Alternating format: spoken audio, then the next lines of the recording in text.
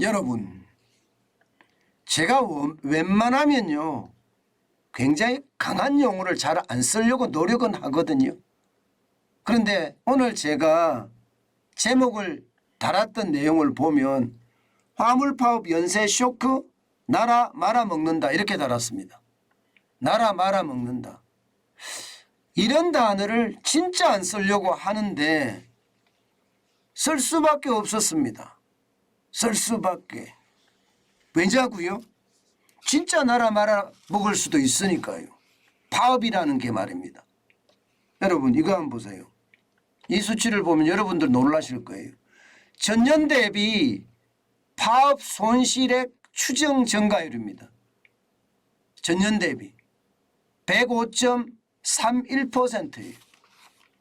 105.31%면 2배가 넘는다는 거잖아. 2배가 넘는다는 거예요. 저는 이게 나라 말아먹을 수도 있다고 생각을 하는 겁니다. 여러분 이거 한번 보세요. 실질적인 겁니다. 전국경제인연합회에서 파업으로 인한 경제적 손실을 계산을 했습니다. 그런데 2021년에 4조 1,400억 원이 2022년에는요. 이대로 가면 추정하기를 8조 5천억 정도 추정을 합니다. 8조 5천억이라는 숫자가 이게 굉장히 적지 않은 숫자죠. 4조 1,400억 원에 비하면 2배가 넘습니다. 무려 105.31%가 된다는 뜻이에요. 심각하죠. 그런데 이게 전년 대비해서 그렇습니다. 전년 대비해서. 이게 전년 대비하지 말고 앞부분으로 넘어가 보자고요. 앞부분으로 넘어가 보면 여러분 2017년에 1조 3,100억 원이었습니다. 1조 3,100억 원이요. 거기에 비하면 적어도 6배 이상이 늘어났죠. 6배 이상. 그러면 500% 이상이 늘어났다는 거잖아요. 2018년에는 1조 7,180억 원입니다. 2019년에는 2조 3,476억 원이고요. 2020년 그 어려울 때도 3조 7,286억 원이었습니다. 그런데 올해는요. 화물연대 파업을 그대로 반영하면 최소입니다. 최소 8조 5천억 원이 될 거라는 그런 추정치까지 나오고 있는 상황입니다. 진짜 심각하죠. 이거는 여러분 파업이 나라를 말아먹는단 말이 틀리는 말이 아니에요. 이게 여러분 이 노동운동이라는 것도 여러분 나라가 있어야 노동운동을 하는 거잖아요. 그죠? 왜냐하면 근로자와 경영자, 관리자 뭐 이런 어떤 관계를 가져간다면 나라가 있어야 됩니다. 좀 더 아래로 내려가면 회사가 있어야지 근로자도 있는 거예요. 그런데 파업으로 이렇게까지 망해먹는다는 건 여러분 스스로 자폭하고 있다. 저는 그런 생각밖에 안 들고요. 지금 어떤 신문의 사설에서는요. 정신적 내란 사태다. 이런 이야기를 하는 것도 저는 틀리지 않다고 생각을 합니다. 그만큼 말입니다. 이게 민주노총의 화물연대 파업은요. 쉽게 말하면 나라도 없고 국민도 없는 거예요. 나라가 말아먹든 말든 내 이익만 지키면 된다. 이런 집단 이기주의, 내로남불이 지금 나라를 말아먹고 있습니다. 실제 파업만해서 직접적인 손실이 이 정도죠. 여러분 이게 직접 손실만 나는 게 아니거든요. 파업이라는 것은요. 그리고 대규모 파업이라는 것은 다른 어떤 손실로도 굉장히 발전을 할 수밖에 없습니다. 여러분 이거 한번 보세요. 연도별 파업 건수를 보면 말입니다. 지금 계속 늘어나고 있어요. 2017년에 101건이었던 것이 2021년에는 141건입니다. 2020년에 105건이었던 것이 2021년에는 141건이고요. 2019년에도 141건이군요. 그러니까 파업이라는 게 이게 근로자들의 어떤 삶의 질을 높이고 근로자들이 더 좋은 환경에서 일할 수 있게끔 만들어주는 게 이게 노동운동이잖아요. 그런데 그런 노동운동이라는 이야기가 잘 안 먹혀요. 오히려 이게 정치파업으로 확대되면서 결국 말입니다. 나라 경제까지도 멍들게 한다. 이렇게 생각을 하거든요. 보세요. 여기서 한 걸음 더 나아가 볼게요. 여러분 보세요. 지난 10년간 연평균 근로 손실 일수입니다. 대한민국이 단연 압도적이죠. 압도적. 지난 10년간 연평균이에요. 연평균으로 잡았습니다. 근로 손실 일수예요. 38.5일입니다. 38.5일. 인건 근로자 1000명당 연평균 근로 손실 일수가 말입니다. 영국이 12.7일입니다. 거기에 비해서도 지금 3배 가까이 되고요. 미국은 8.8일이에요. 거기에 비교하면 비교 대상이 안 되죠. 일본, 독일은 보세요. 8.3일입니다. 그런데 일본은 0.21이에요. 그러면 일본하고 비교하면 몇 배 차이가 날까요? 192배 차이 납니다. 192배. 여러분 이러고도 우리 국가 경쟁력을 지켜낸다는 것은 이 파업에 참가하지 않고 정치 파업을 하지 않고 묵묵히 회사를 위해서 일하는 사람 또 국가를 위해서 일하는 사람 이런 사람들이 있기 때문에 그나마 지켜내고 있다는 거예요. 지난 10년간 근로자 1000명당 38.5일이라는 최악의 근로 손실 일수를 기록하고도요.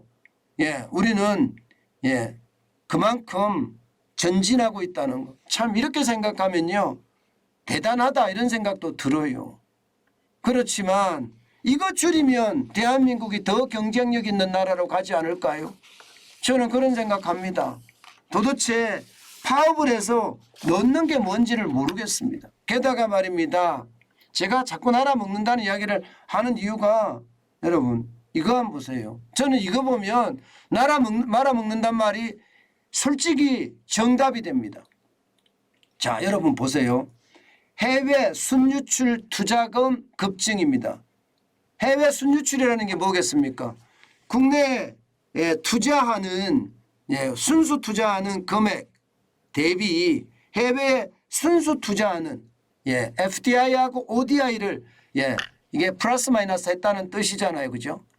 직접 외국인 투자 또 한국인 해외 직접 투자 이것을 빼보니까 플러스 마이너스가 날 거 아니에요. 지금 1990년대만 하더라도 여러분 2억 5천만 달러 해외에 더 많이 투자했어요. 해외에. 1995년에는 19억 3천만 달러로 해외에 더 많이 투자했습니다. 그러나 2000년에 들어와서는요. 국내 투자했습니다. 국내 투자가 많아서 48억 7천만 달러가 오히려 마이너스였고요. 2005년에도 22억 달러가 마이너스였습니다. 그런데 2010년부터 보세요. 완전히 상황은 달라집니다. 2010년부터 보면 202억 달러를 해외에다 더 많이 투자했고요. 2015년에는 139억 1천만 달러를 해외에 더 많이 투자했습니다. 그런데 이게 2020년 들어오니까 난리도 아닙니다. 이게 문재인 정부죠. 문재인 정부에서 진짜 어마어마한 돈이 해외로만 나가는 거예요. 국내는 안 들어오고. 2020년에 458억 4천만 달러를 해외 투자를 더 많이 했다는 거예요. 해외 투자를. 2021년은 더 심각합니다. 더 심각해요. 580억 7천만 달러를 해외에 투자했습니다. 그러면 여러분 우리나라에 있는 달러가 다 빠져나가겠죠. 실제 달러 다 빠져나갑니다. 그러니 환율이 안 오르는 게 이상한 거죠. 환율이 안 오르는 게. 그죠? 해외 투자를 580억 7천만 달러나 해외에다 더했으니까 더했으니까 심각한 양상까지 벌어지는 거잖아요. 이거는 나라 말아먹는 거죠. 이거는 나라 말아먹는 거죠. 기업인들이 국내에 투자를 안 한다는 이야기니까요. 파업이라는 게 그렇습니다. 이게 강성노조가 돼버리고 파업으로 인한 손실일수, 근로손실일수가 점점 커지니까 내가 그냥 이런 표현 쓰겠습니다. 미쳤다고 국내에다 투자하냐. 나는 해외에다 투자할 거야. 이렇게 할 수밖에 없는 것 아니겠습니까?